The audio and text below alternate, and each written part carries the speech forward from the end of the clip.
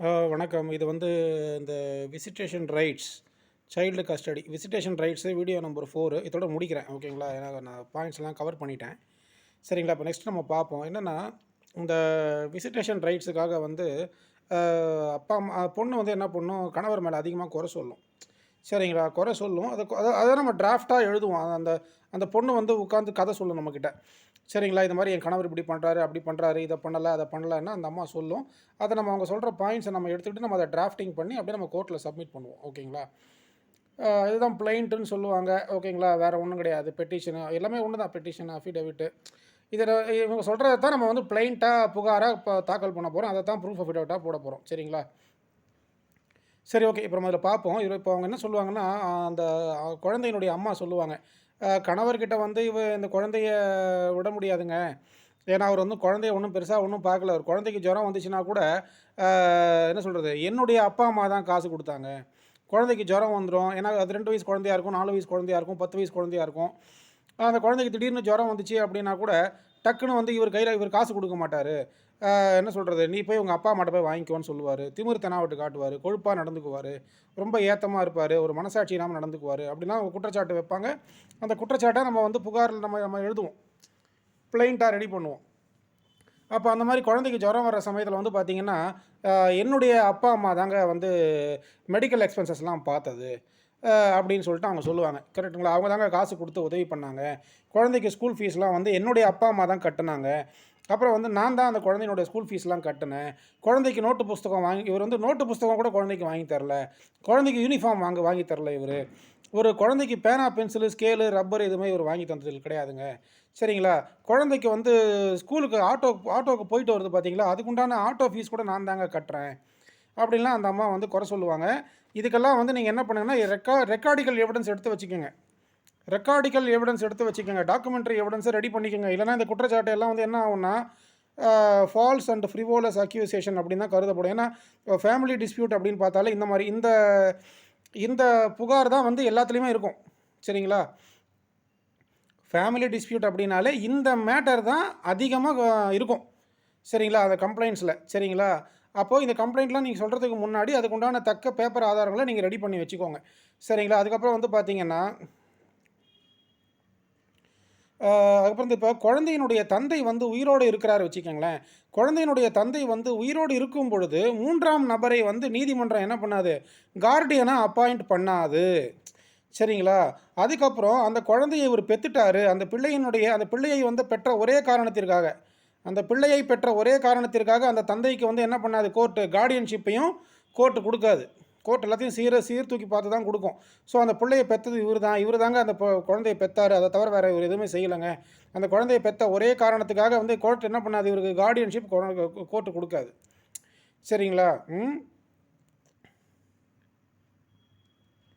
So, இப்போ both the பார்ட்டீஸ் என்ன சொல்றது? போத் த பார்ட்டீஸ் வந்து அவங்க என்ன பண்ணணும்? அவங்களுடைய அவங்களுடைய அ இத வந்து உங்களுடைய கன்டென்ஷன்னா வாதம். உங்களுடைய வாதத்த நீங்க வந்து பேப்பர் ஆதாரத்தின் மூலமா நிரூபிக்கிறதுக்கு கடமைப்பட்டவர்கள் ஆவீர்கள். ஆகையினால அத நீங்க அந்த பேப்பர் எவிடன்ஸ நீங்க வந்து பத்திரப்படுத்தி வச்சுக்கணும். சரிங்களா? அதுக்கப்புறம் வந்து பாருங்க, இந்த லிவிங் டுகெதர்ன்னு சொல்லுவாங்க. லிவிங் டுகெதர்னா என்னன்னாக்கா, கல்யாணம் பண்ணிக்க மாட்டாங்க. ஒரு என்ன சொல்றது?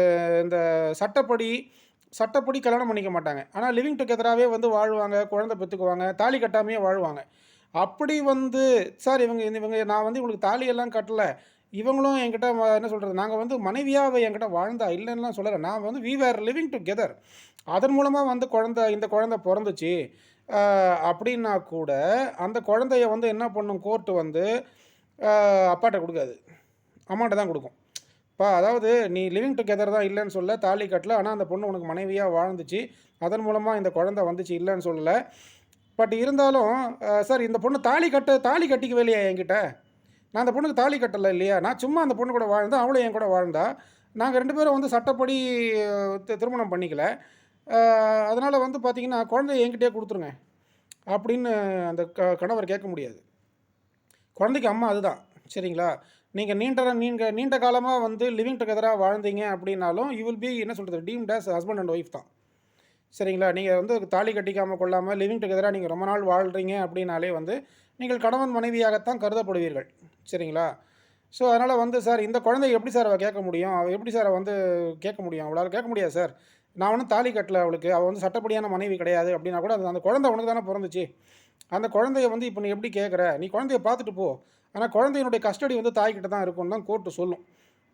சரிங்களா? ஏன்னா அந்த குழந்தை வந்து இன்னும் பெரிய பொண்ணு ஆகல. பெரிய பொண்ணோ பெரியவங்களோ ஆகல இல்லையா? அதனால கோர்ட் அப்படி தான் சொல்லும். ஸோ லிவிங் டுகெதரா வாழ்ந்தா கூட கோர்ட் வந்து என்ன சொல்லும்? அம்மா கிட்ட தான் குழந்தை இருக்கணும் அப்படின்னு சொல்லுமே தவிர அப்பா கிட்ட வாங்கி கொடுக்காது. ஓகேங்களா? இந்த தந்தையாருக்கு வந்து குழந்தையை பற்றி எந்த அக்கறையும் இல்லை, எந்த கவலையும் இல்லை. அவர் குழந்தைய வந்து பராமரிக்கிறதுக்கு அவர் முன் வர்றது கிடையாது.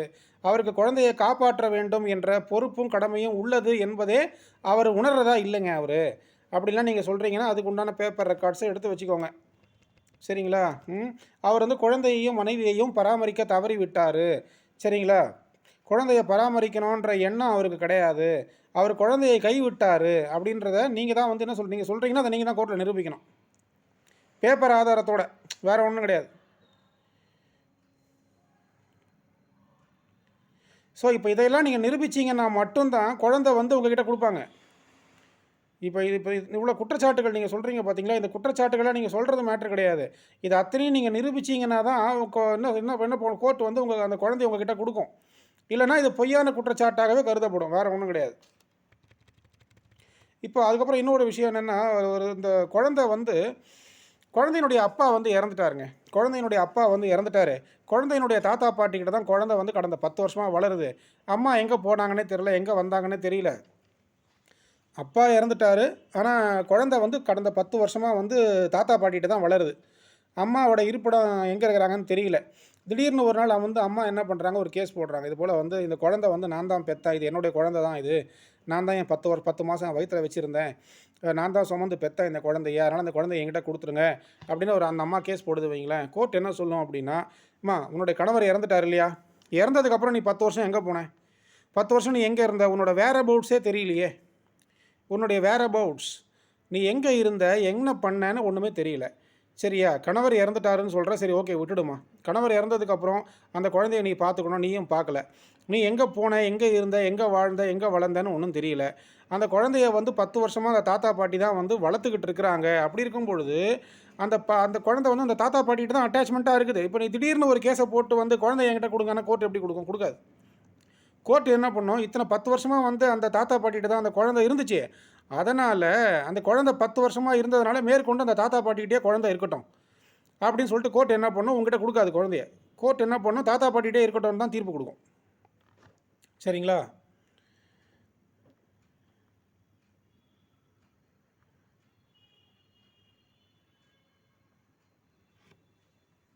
அப்போ இந்த 10 வருஷமும் அந்த குழந்தைய வந்து தாத்தா பாட்டி தான் வளர்த்துருக்குறாங்க அப்படிங்கிறத அவங்க ப்ரூவ் பண்ணணும் வைங்க. அந்த தாத்தா பாட்டி ப்ரூவ் பண்ணணும். ப்ரூவ்னா என்ன சொல்கிறது, வித் மெட்டீரியல் ரெக்கார்ட்ஸ்னால் என்ன சொல்கிறது, அந்த குழந்தைய கூப்பிட்டு கோர்ட்டு கேட்கும். இப்போ நீ எங்கேம்மா இருந்த, யார் கூட, கோர்ட் வந்து குழந்தைய கேட்கும். நான் தாத்தா பாட்டி கூட தான் இருந்தேன் இத்தனை வருஷமா அப்படின்னு சொல்லிச்சு அப்படின்னா, அப்போ அங்கே அம்மாவுக்கு வேலையே கிடையாது, முடிஞ்சு போச்சு. அப்போ அந்த அம்மா என்ன பண்ண முடியாது, அதை கிளைம் பண்ண முடியாது. தாத்தா பாட்டிக்கிட்டே இருந்து சைல்டு கஸ்டடியை அந்த அம்மா கெயின் பண்ண முடியாது. அம்மாவுக்கு சைல்டு கஸ்டடி கிடைக்காது. அம்மாவுக்கு விசிட்டேஷன் ரைட்ஸ் மட்டும் தான் கிடைக்கும். சரிங்களா? ஏன்னா 10 வருஷமாக குழந்தை வந்து அந்த தாத்தாவும் பாட்டி என்ன சொல்லுவாங்க, ஐயா என் பிள்ளை இறந்துட்டாருங்க ஐயா, இறந்து போனதுக்கப்புறம் இந்த பொண்ணு எங்கே போச்சுன்னே தெரியலங்க ஐயா, திடீர்னு ஒரு நாள் கேஸை போட்டுட்டு வந்து இந்த குழந்தைய என்கிட்டன்னு கேட்குறாங்க. எங்கிட்டே நாங்கள் வயசான காலத்தில் இந்த குழந்தை தான் எங்களுக்கு ஆறுதல். இந்த குழந்தைய நாங்கள் 10 வருஷமாக வளர்த்து எடுத்து திடீர்னு வந்து இந்த அம்மா கேட்குது, இந்த அம்மாவுக்கு கொடுக்கக்கூடாதுங்க ஐயா, நீங்கள் குழந்தைய விசாரிங்க அப்படி. அந்த குழந்தைய கோர்ட்டு கேட்கும்போது என்ன பண்ணுவாங்க அப்படின்னா வந்து அந்த குழந்தை சொல்லு, நான் தாத்தா பாட்டி கூட தான் இருந்தேன், நான் தாத்தா பாட்டி கூடயே இருக்கிறேன் அப்படின்னு சொல்லிச்சுன்னா, அப்போ அந்த கோர்ட் என்ன பண்ணாதுன்னா அந்த அம்மா கிட்ட அந்த சைல்டு கஸ்டடியை கொடுக்காது. அம்மா நீ வந்து எப்பவும் போல் வந்து குழந்தை என்ன பண்ணி நீ பார்த்துட்டு போ, ஆனால் உனக்கு சைல்டு கஸ்டடி கிடைக்காது. அந்த குழந்தை வந்து தாத்தா பாட்டிக்கிட்ட தான் இருக்கும் அப்படின்னு தீர்ப்பு கொடுக்கும். இதுதான் மேட்ரு. எப்போ பார்த்தாலும் வந்து வீட்டில் அடித்தடி சண்டை நடக்குது, எப்போ பார்த்தாலும் சண்டை சச்சரவாக இருக்குது, ஒரே டென்ஷனாக இருக்குது வீட்டில், ஒரு நல்ல சூழ்நிலை இல்லை, எப்போ பார்த்தாலும் தகராறு நடக்குது, கொடுமை நடக்குது. அந்த சூழ்நிலை வந்து இந்த குழந்தைக்கு வந்து நல்லதாக இருக்காது அப்படின்னு நீங்கள் சொல்கிறீங்கன்னா அதை நீங்கள் தான் வந்து பியாண்ட் டவுட்டு ப்ரூவ் பண்ணணும். சரிங்களா? அவ்வளோதான். எனக்கு தெரிஞ்சு நான் எல்லா விஷயத்தையும் சொல்லிட்டேன். இந்த child custody and visitation rights நான் ஓரளவு முக்கால்வாசி எல்லாத்தையும் கவர் பண்ணிட்டேன்னு நினைக்கிறேன். ஓகே, அடுத்த வீடியோவில் சந்திப்போம். Thank you, bye. இப்படிக்கு சுரேந்திரன் வழக்கறிஞர். தேங்க்யூ.